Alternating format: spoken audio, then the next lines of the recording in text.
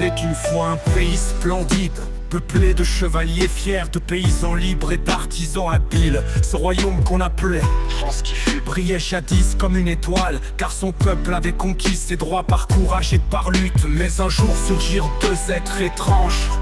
Le prince Horribilus, personnage à l'air charmant mais au cœur de pierre. Il promettait de protéger le royaume, mais en secret il rêvait de le modeler à son image et d'en faire un terrain de jeu pour les puissants. À ses côtés marchait la dame aux sphères, qui fascinait les foules avec ses artifices et ses énigmes. On disait qu'elle tenait entre ses mains de mystérieuses boules de verre, dans lesquelles elle voyait l'avenir qu'elle voulait imposer.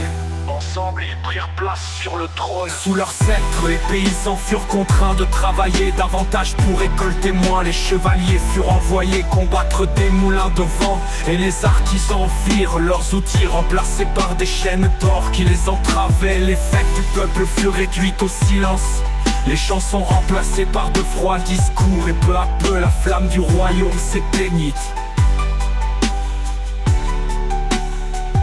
Mais les habitants de France qui fut, malgré la lassitude, n'avaient pas tout à fait perdu leur voix.